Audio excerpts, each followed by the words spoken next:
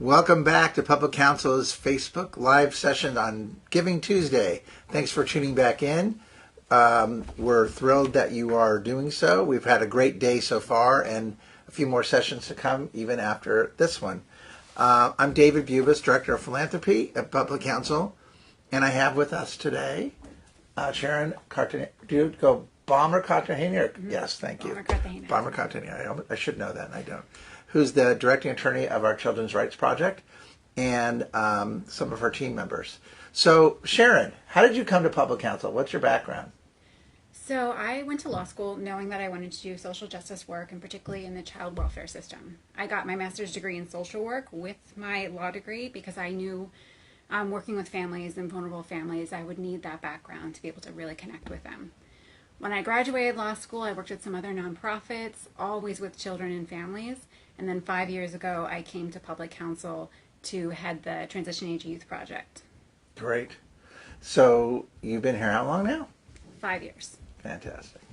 And you've been the directing attorney for what? For not quite a year. 1 year. And I'm so lucky to lead such a great team of advocates working on a variety of issues that affect our families. Absolutely. So talk a little bit about your work and what issues are you dealing with?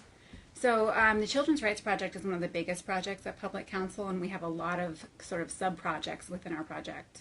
We work on adoptions for children out of foster care, and in addition to the adoptions, we screen them for all kinds of other benefits and services that they might be eligible for.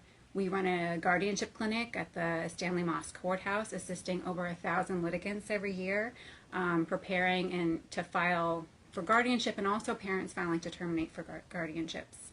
We have a big education project which assists families and students contesting inappropriate discipline actions and also helping them access special education and other services that they're entitled to. We have a Transition Age Youth Project that helps youth under 24 who are homeless or formerly are currently in this foster care system. And then we have one person alone who is a statewide expert in disability rights who assists kind of cross-project. Terrific. How many clients do you serve each year, approximately? So easily in the thousands. Yeah. The Transition Age Youth Project serves over 300. Adoption serves near that. Education, because they're so time intensive, serves a little bit less, but I think easily over 150. We reach a lot of families. A lot of families. That's fantastic.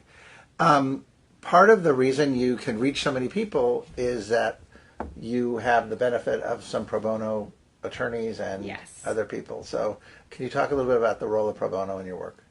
So we use pro bono in so many different ways. Our adoptions project is really, pro bono is the backbone. Pro bonos take most of the adoption cases from helping to file the paperwork all the way to accessing benefits. Our guardianship clinic couldn't survive without daily volunteers. We see so many people, and we have only 2 staff attorneys there. The education project, a lot of our special education cases we place with pro bonos, and we're developing a project to place the school discipline cases with pro bonos as well. And with our transition age youth, we engage pro bonos on larger systemic issues when we see the need for impact litigation. Terrific. So here's a little plug. In addition to Giving Tuesday, if you're interested in volunteering, this might be a great project for you to think about. Yes, we love our volunteers and couldn't do the work without them. Absolutely. Let's hear some stories from your team members. So I have two of my team members here to talk about the 2 different sort of aspects of our project. Maria is a staff attorney in our adoptions project and is going to talk a little bit about our work helping children find families who can't live with their parents. Sure. So I work with the Adoptions Project. We help families adopt out of the foster care system. So we don't just create new families and gain permanency for these children, but we also help them with benefits and services. So if children have medical, developmental, psychological issues, we make sure that they're receiving the funding that they need to make sure that the placement is permanent and that they're connected to the services that they need to become better, healthier individuals and grow in a healthy way.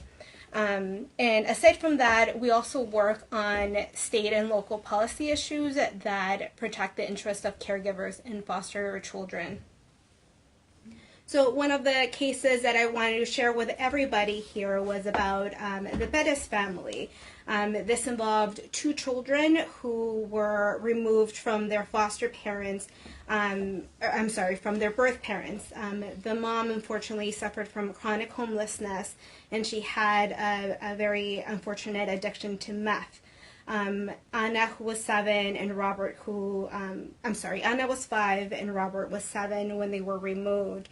And thankfully, the children's grandmother and great-grandmother took on the responsibility of fostering the children because they just couldn't conceive of having their children lost into the system. So even though the grandmother, who had some physical disabilities herself, and the great-grandmother, who was well into retirement and really was looking forward to her golden years, they really embraced taking care of these two children. The two children did come with some additional challenges. Anna had been diagnosed with ADHD, and so she had some challenges at school and some behavioral issues. And then Robert had been diagnosed with autism and with fetal alcohol syndrome because the mom drank while she was pregnant. So what we did for this family is that we helped them identify these concerns, and we helped them connect them with appropriate funding because the children were entitled to higher benefits because of their conditions. We connected them with educational rights resources because the children were falling behind in school. For example, Robert at age 7 couldn't read. So we prioritized those connections, and then we connected the children with additional therapy and behavioral therapy that they needed to adjust their behavior and make sure that the family stayed together.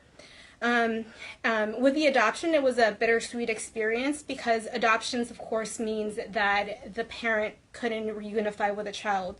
The parent couldn't kick her addiction, unfortunately, on time and meet all the court requirements. So even though that didn't happen, we were happy to create this new family. And through the adoption, it meant that the Pettis grandmother and great-grandmother can now make decisions for the family without the court intervention, which is something that we take for granted, right, not being in the foster care system. We also connected the children with correct funding. We obtained $20,000 in retroactive benefits for the children, which meant a lot to this family. The great-grandmother and grandmother had gone through a lot of personal debt because when the children were first placed with them, they didn't have the funding to pay for all the needs of a child, and children are really expensive, as we all know. So we were able to get those retroactive benefits for the family, and we obtained increased benefits for the children moving forward. And then after the children were connected with the appropriate resources in school, they're actually doing academically a lot better. So we're happy to say that the Bettises are now a very stable, happy family, and the children are in a much better place. I'm Angela McNair-Turner, and I'm a staff attorney, and I'm a staff Please attorney. speak up a little bit. Sure. And I work in the Children's Rights Project, and specifically with a focus on education rights as part of our education rights team. And we have a couple of different components of our work. We do a lot of direct services work, as Sharon mentioned, with respect to special education and school discipline issues. And we also do quite a bit of the state and local level policy work, really addressing some of the systemic issues that stem from disparities in the system. For example, African American student in the state of California is 3.6 times more likely to be suspended. We know that there's a huge gap in the number of days that students of color lose to suspension versus their white peers, and that of course has an impact on their educational outcomes and their achievement. One case I'd like to really focus on is the case of a student that I represented who was 8 years old, who was in the 3rd grade, and who was a Muslim student of color. And he was having a really hard time as his parents went through a divorce and really struggling with the separation, and began to sort of act out at school. And in one particular incident, made a joking and rather unfortunate comment about hurting a classmate on the playground. The classmate told the teacher, and the teacher then directed the child to the principal's office, where the child was made to sit there until they called law enforcement. They called law enforcement and had the child, who was at the time about 8 years old, interrogated by 2 police officers. After the police officers had questioned the child, then the parent was notified as to what was going on. And the parent then came to the school, obviously very concerned, very alarmed that this situation had escalated to this level. Unfortunately, by that time, the school had decided that the child was a threat to the school or to the safety of the staff, and had basically called an ambulance to have the child transported to a hospital.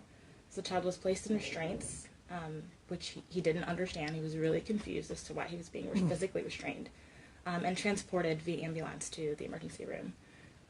Fortunately, once he was at the emergency room, the medical team was very quickly able to determine that he wasn't a threat to anyone, that he wasn't really in danger of hurting himself or anyone else, and that it really wasn't necessary for him to be at the hospital. And they were able to release him to the care of his mother, and really even identify that he didn't even really understand the nature of the words that he was saying, that he wasn't really intending to cause harm or frighten anyone. Unfortunately, when he got back to school, the school took disciplinary action against him in the form of suspending him for several things, but among one of them being terrorist threats, and identified the statement that he made as a terrorist threat. This is an 8-year-old child. Yes, this is a 3rd grader. Wow. So fortunately, we supported the family with a suspension appeal, and really were able to work through the process of raising this to a higher level within the administration of the district, so that someone could identify this as actually not an appropriate action to be taken for the child. Mom was obviously very concerned that the child, as a young Muslim student of color, having something like terrorist threat suspension on his academic record would be additional harm that he would suffer. So we were really fortunate to be able to prevail in that appeal and have that taken off of the child's record, and have the suspension completely overturned.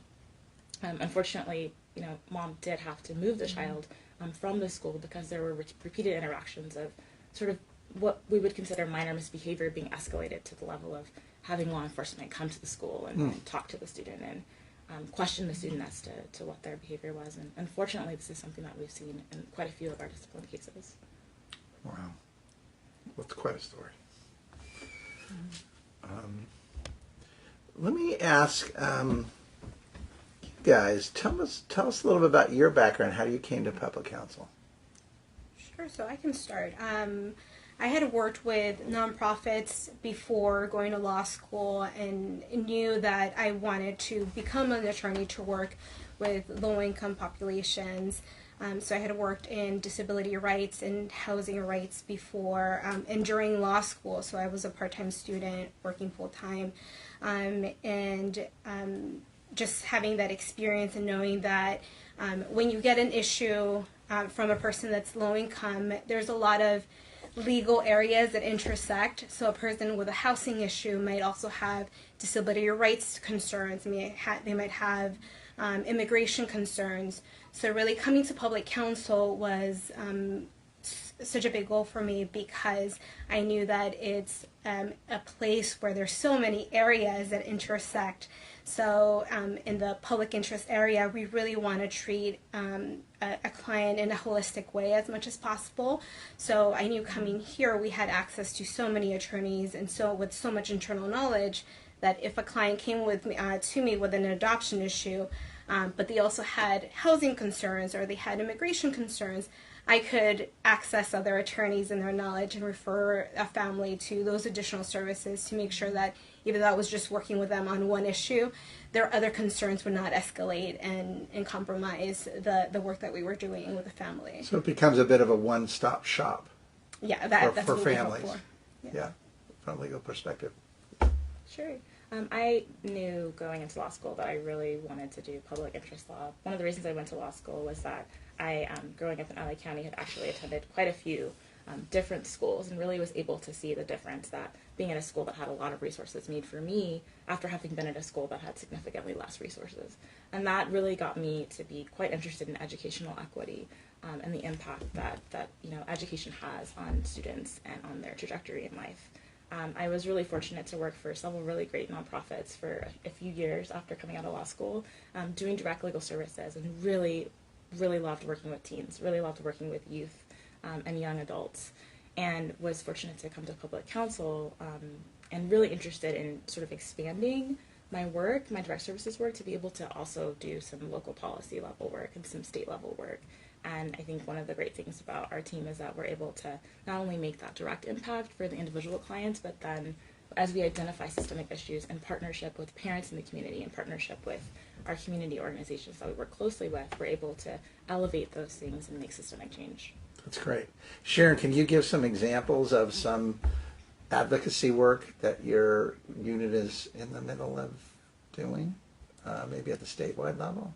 Sure. So we have our hands in lots of different pots on the statewide level and also in the local level.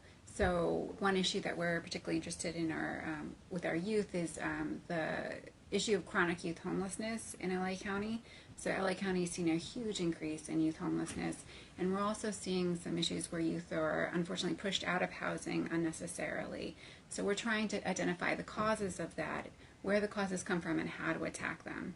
Our education project has a lot of statewide issues I think that Angela can talk about in more depth, some legislation that we're hoping to support this year and going forward, as well as some policy across Southern California counties. Good, go ahead. Sure. Well, we recently worked with a wonderful partner in San Bernardino County, COPE, and really were able to support them in getting some data from their local school district to really identify, they had done a big push in their region with respect to the school district and trying to get some systemic policy changes. And so the question always becomes, once you've changed a policy around, for example, giving students tickets in schools, what's the impact? And so we were able to really identify the data and begin to delve into some of the disparities. And unfortunately, what we found in that particular region is that there's still a very disproportionate number of African American students who are being cited in that region. So we were able to partner, publish that report, and are in communication with them as they began to continue to work towards effective change.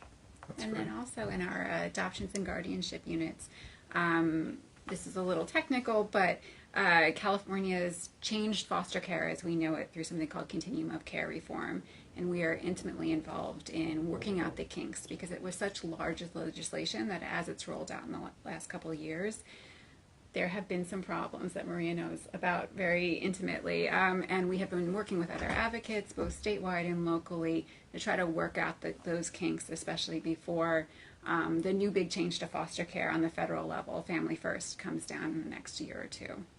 That's terrific. So there's really this great interplay that continues to play out: advocacy, legislative push, and direct service, and they all work hand in hand, in addition to the working with other units within public counsel and also community partners.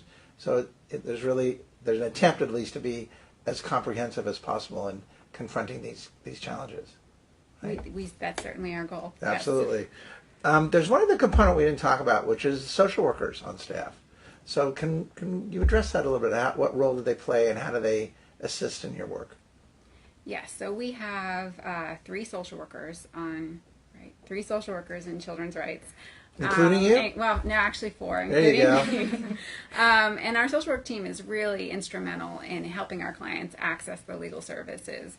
So many of our clients come to us with significant challenges. They may need help accessing benefits so that they are more financially stable. They may have difficulty accessing legal services because they have difficulty communicating and trusting. They might be in crisis, and although we have secured a legal benefit for them, they're not able to access it because of the way they're accessing it or because of other things going on in their lives. So our social workers partner with our lawyers to kind of smooth out those issues so that our legal advocacy has real benefit to the client. That's great. And we're going to be hearing from a couple other units later about social work role in their work, and specifically later Mara Ziegler's going to talk about her role as our senior social worker. Our most senior social worker in CRP. But it's a the reason why I like to emphasize it is I think it really is I don't want to say unique, but it is certainly a significant facet of our work here at Public Counsel that we're really trying to take into account all aspects of people's issues and challenges, and it's not always just legal.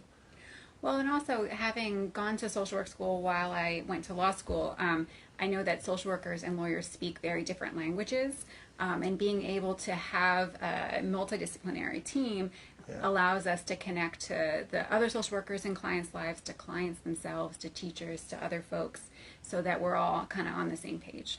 That's terrific. I think our time's up. So I want to close by thanking our guests on this for this segment, and it's been terrific to learn about your unit. Thank you. A commercial coming up at 1:30.